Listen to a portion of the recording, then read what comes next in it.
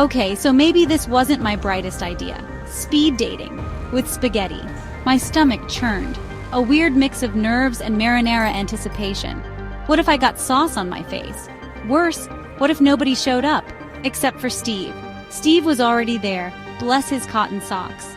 Steve being my trusty emotional support stuffed giraffe. He's a good listener, even if he does have a chronic case of eyes bigger than his stomach.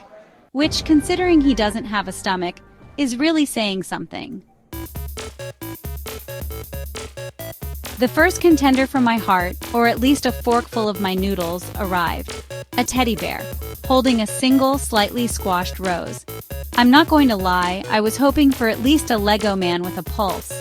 The bear said nothing because, well, bears. I tried to make conversation. Nice weather we're having? Silence. So tell me about yourself, what do you do for fun? I ventured. The bear stared at me with beady, unblinking eyes. I ate my spaghetti.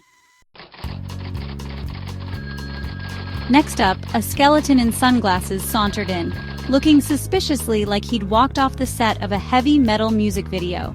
Hey there, beautiful, he rasped, his voice like gravel and regret. Mind if I rattle my bones next to you? I choked on my spaghetti. He chuckled, a sound like dry leaves skittering across a graveyard. Don't worry, he said, winking. I don't bite. Much. I may have inched my chair back slightly. The next date was me.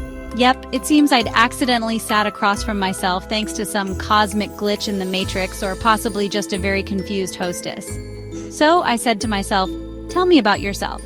Well, I said back, twirling a forkful of spaghetti, I'm funny, I'm charming, and I make a mean spaghetti bolognese. I find that hard to believe, I said, eyeing my sauce-stained shirt with suspicion. This date went downhill fast. And then there was the empty chair. Just an empty chair. No explanation, no note, no nothing. Had I been stood up by the embodiment of nothingness? Was I not even worthy of being ghosted by a tangible being? The existential dread was real, and it was starting to clash with my marinara. The grand finale arrived with a bang, or rather, a splat.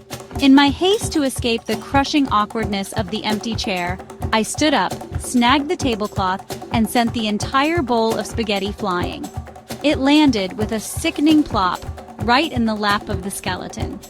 He looked down at the saucy mess, then up at me, his jaw, well, not so much dropping as lightly unhinging.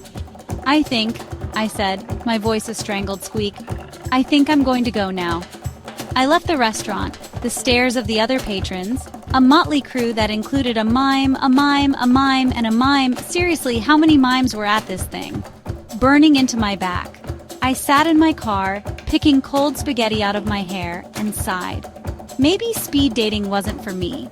Maybe I was destined to be forever alone, with only my emotional support giraffe and a lifetime supply of spaghetti for company.